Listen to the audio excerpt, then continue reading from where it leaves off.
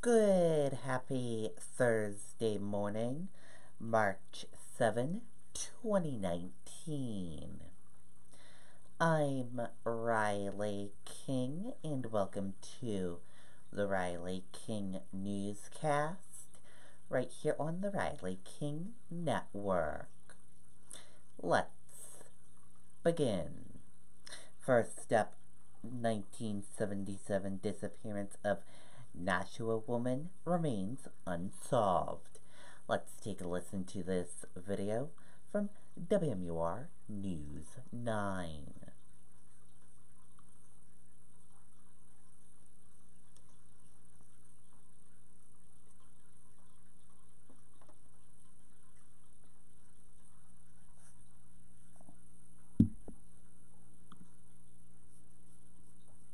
Do you need a new roof but think you can't afford it? Our average customer pays $7,500 for a total roof replacement, and we have finance plans with payment options under $150 per month. Call today.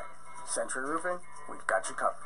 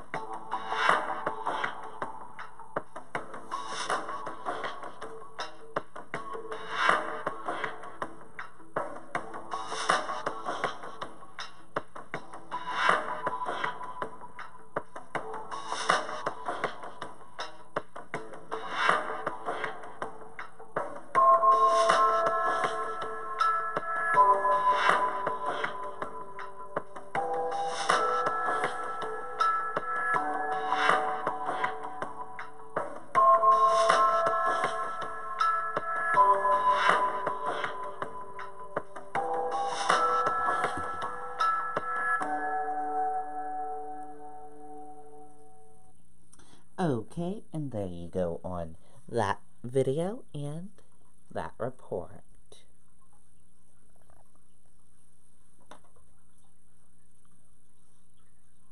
Massachusetts woman arrested after police pursuit from Wakefield to Dover.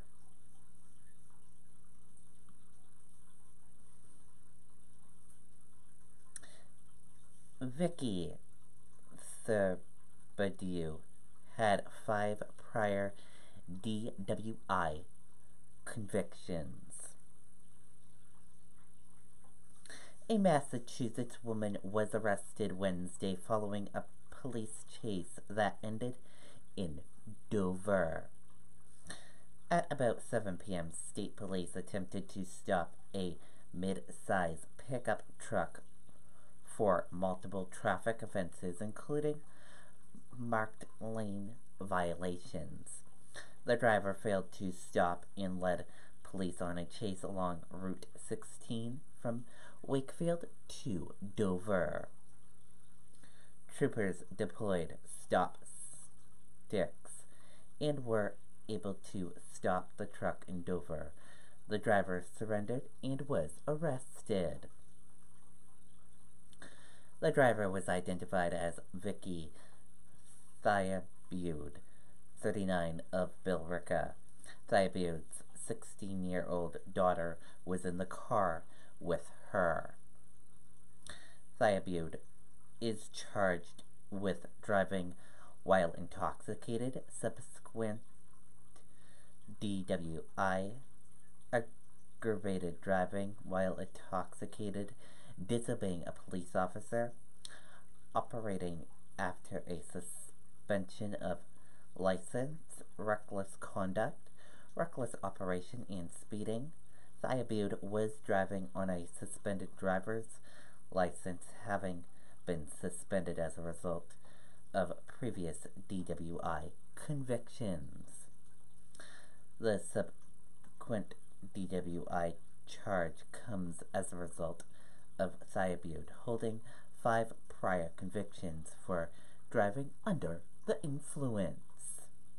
Anyone with any further information about this incident is asked to contact Sergeant Nicholas or Trooper Alexa at 603-232-3333.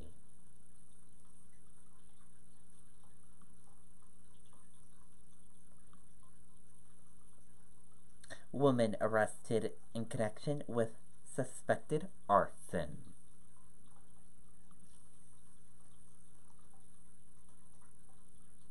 Let's take a listen to this video from WMUR News 9, Siobhan Lopez.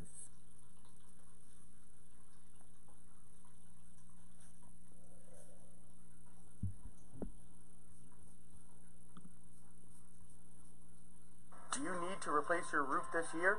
Call Century Roofing today to arrange a free estimate. Call now to take advantage of our spring special and get $500 off your total roof replacement.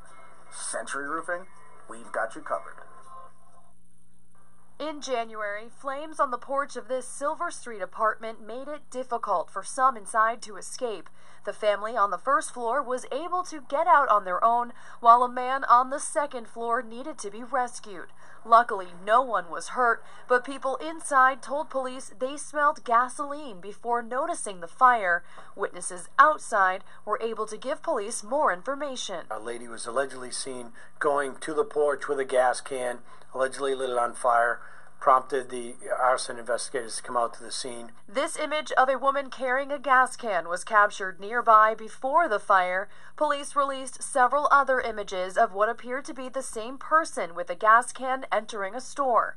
Investigators say tips from the public led them to identify the woman in the photos as 23-year-old Desiree Regan Giannette. She has no fixed address. Police finally tracked her down when she checked into a local hospital for an unrelated medical issue. At that point in time, the officers realized she was wanted on the arson warrant, which had already been signed by a judge. Police charged her with arson and took her into custody. While she was in custody, once she was medically cleared, she attempted to flee or hide from the officers, so she was also charged with escape. That suspect is due to face both of those charges in court this Friday. We're live in Manchester tonight. Siobhan Lopez, WMUR. Okay, and there you go on that video and that report.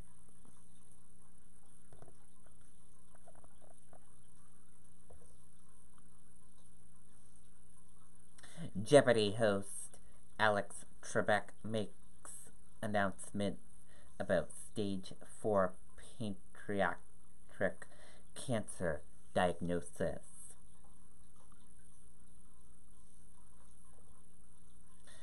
Let's take a listen to that video from WMUR News 9, Gene Mackin.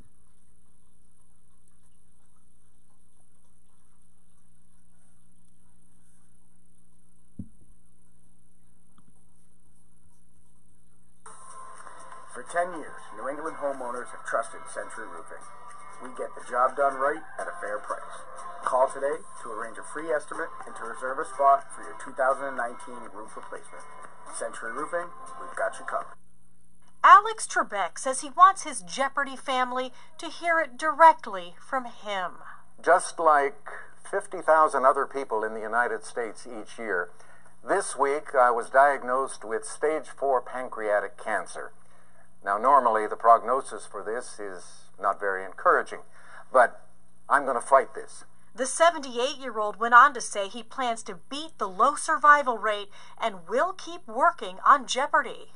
Alex Trebek's fan base stretches around the world and reaches right here to New Hampshire. I was 17 when Jeopardy came back on the air in '84. This is my whole adult life. Carrie Green made New Hampshire proud when she won 6 shows in 2015 and almost $150,000. She was invited back to the Tournament of Champions, placing 3rd, taking home a $50,000 prize, and more respect for Alex Trebek.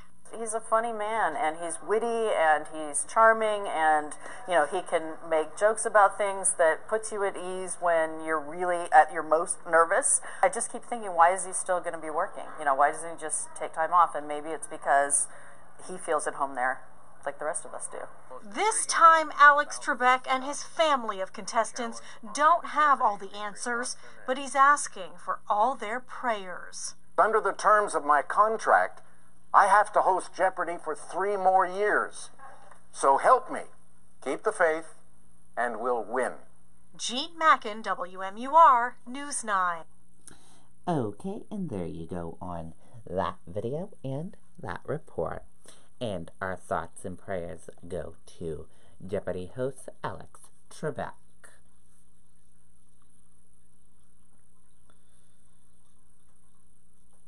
Man arrested after Sunday chase, now charged in Meredith home invasion.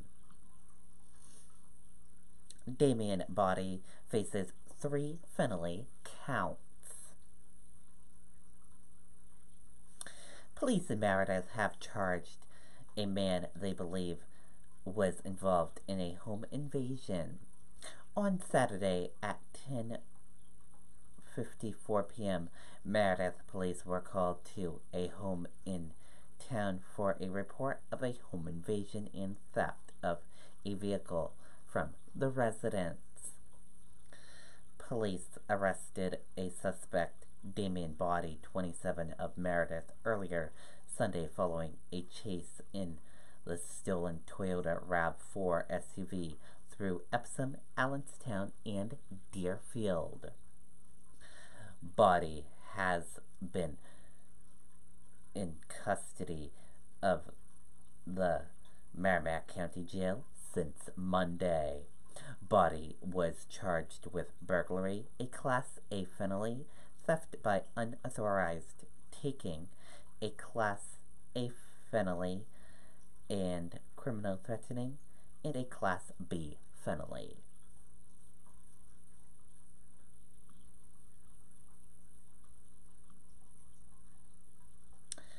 Regulators to approve nuclear plant's license extension.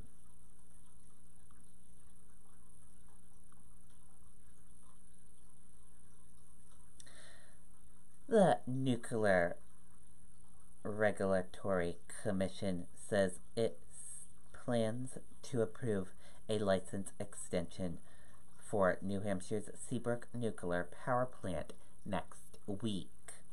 New Hampshire Public Radio reports regulators made the announcement Tuesday after holding another public hearing on concerns they were moving too quickly to approve the extension through 2050. Some people went to the license extension delayed until a hearing this summer on how cracks that have formed the plant's concrete foundation have been evaluated. Regulators said that hearing is separate from the license process, though it could lead to changes later on.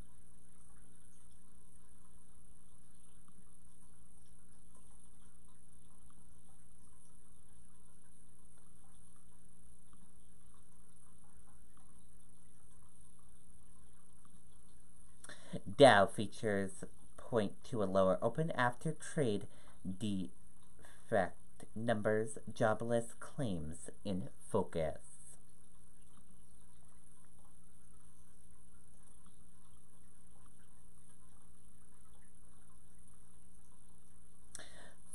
U.S. stock index features were lower Thursday morning as market players remain focused on U.S.-China relations. Cohen shared documents on false statement to Congress with House Internal Committee.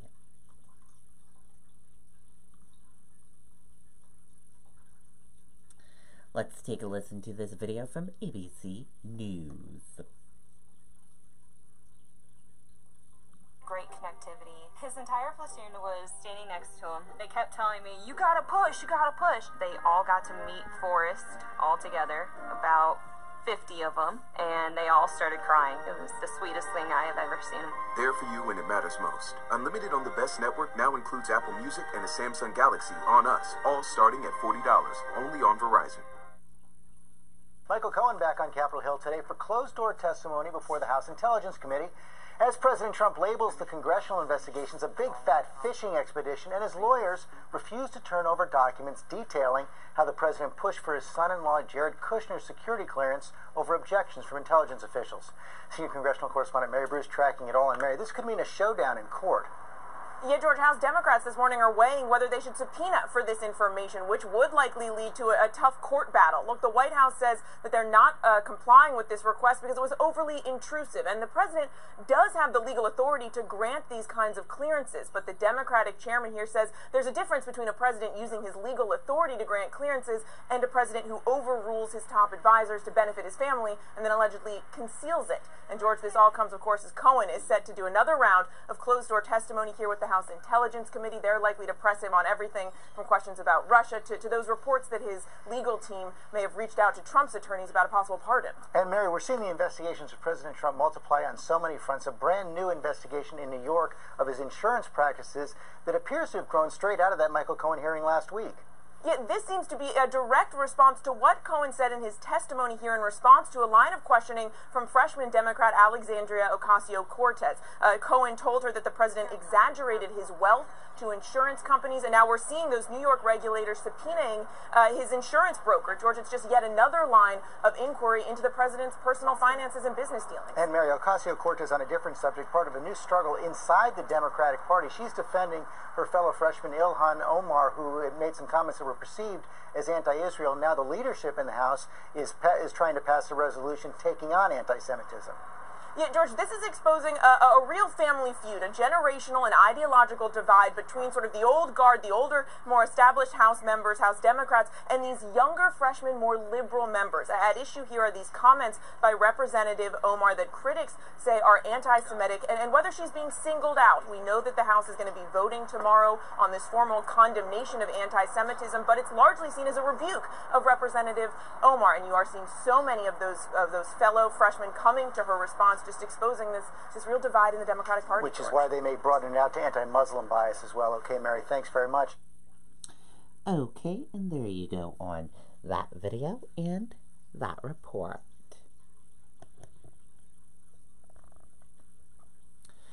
And that did it for the Riley King Newscast right here on the Riley King Network. I hope you all have a great rest of your Thursday and a great rest of your day. And I'll see you back here later on today for another newscast. And I'll have a news report coming up in a little bit. Goodbye, everyone.